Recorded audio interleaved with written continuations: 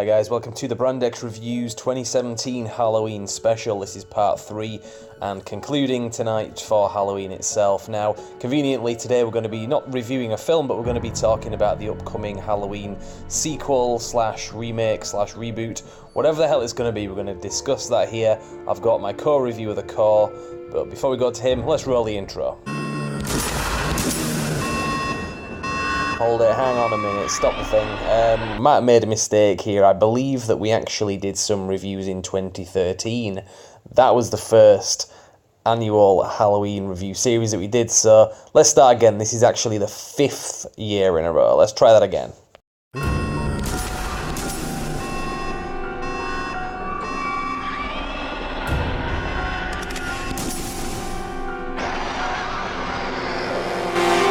Right, okay, so Halloween 2018 coming out next year. It'll be the 40th anniversary of the original film.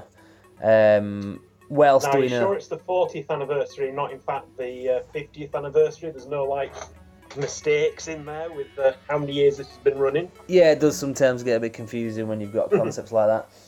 But no, there's not really much we know about the film in terms of casting. I mean, they've cast an actress called Judy Greer. She's going to play Laurie Strode's daughter.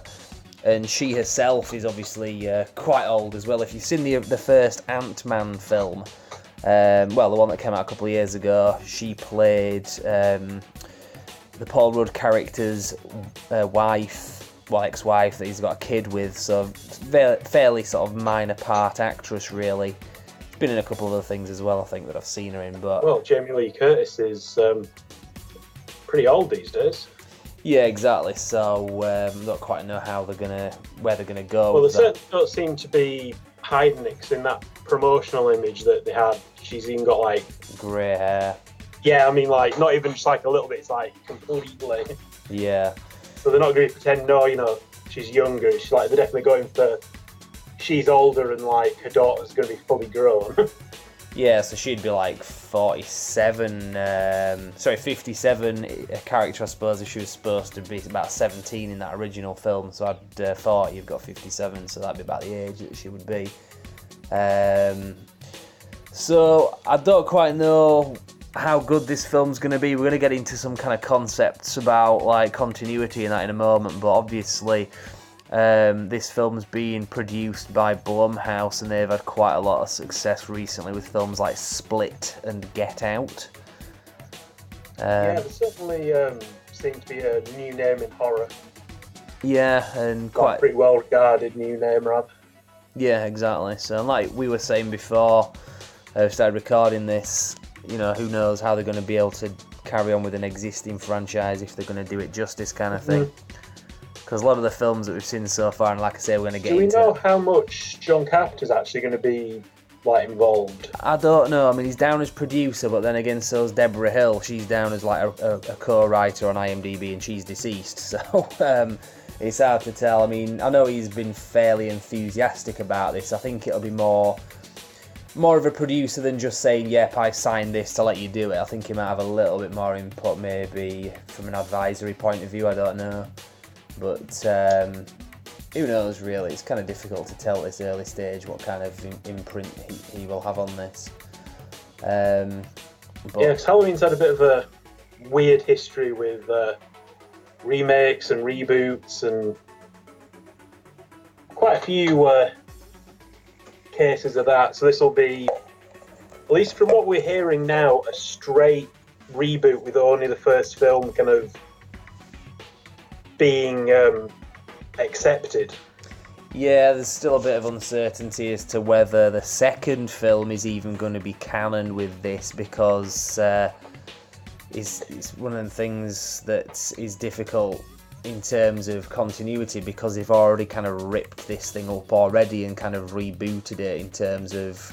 I mean, I think they've done that twice already from memory. I mean, let's just go over this. I mean... Originally, there was the first 2 films, then there was the third one, which was complete departure, nothing to do with Michael Myers. Then you had 4, 5, and 6, which were in canon with 1 and 2. Then you had Halloween H2O and Halloween Resurrection that sacked off pretty much everything but the first 2 films. And you could even question how, canonical the second film was, because they don't really address anything like what happened to Michael Myers at the end of that film or anything, because he gets pretty much like distinctly blown up and set on fire, and you know, it was a pretty definitive death at the end of the second film. Yeah.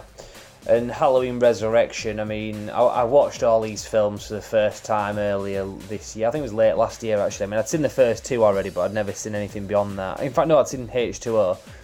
But I watched all the others, apart from the remakes. And, yeah, they weren't great, but, by far the worst one is Halloween Resurrection. I mean, that was an absolute monstrosity of a film as that. Or when you get a rapper in going, trick or treat, motherfucker, drop kicking Michael Myers, you've got to seriously question where the fuck the franchise is. Yeah, it wasn't a high point. But in terms of the continuity, like you say, they kind of had a few films that kind of went in different directions. But I mean, in the trilogy, the sort of self-contained trilogy that was Halloween 4, 5 and 6, that was when we had the little girl in it, they basically said that Laurie Strode's character, the Jamie Lee Curtis character, was dead in that. Obviously not the case. Isn't the little girl's supposed to be her daughter, but she's died somewhere off camera?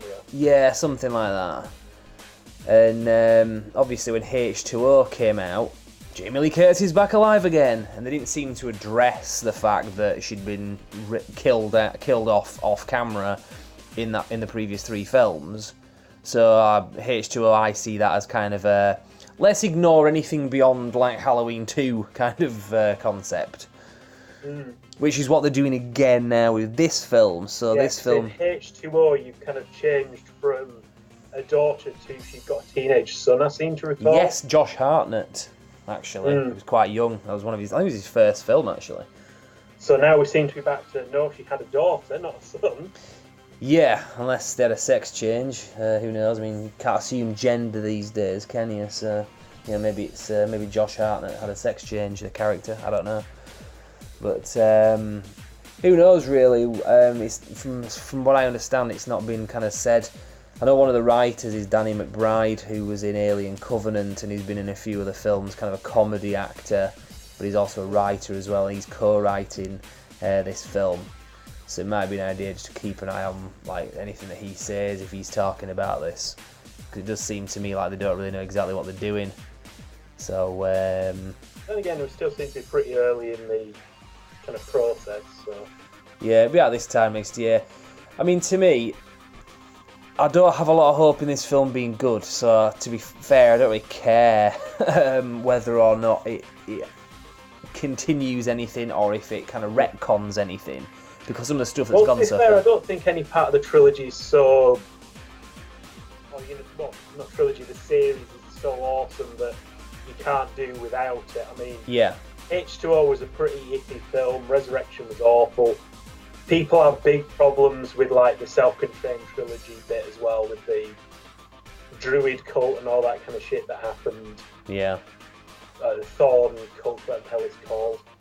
And like the little girl who is a killer, but then she isn't a killer, and then she has Michael Myers' kid, and it's like, but he's her uncle, and like, what the fuck? Yeah, because there was one of the films where it ends, I think it was number 4, it ends with her killing somebody, and then it's just completely not addressed. She kills the stepmom, apparently, and then they just don't address it in any future films. It's like, did that actually happen? Yes, again, that's another one where they just kind of retconned it in the sequel. It was just the most bizarre thing. It's the most sort of wishy-washy storyline that you'll ever see.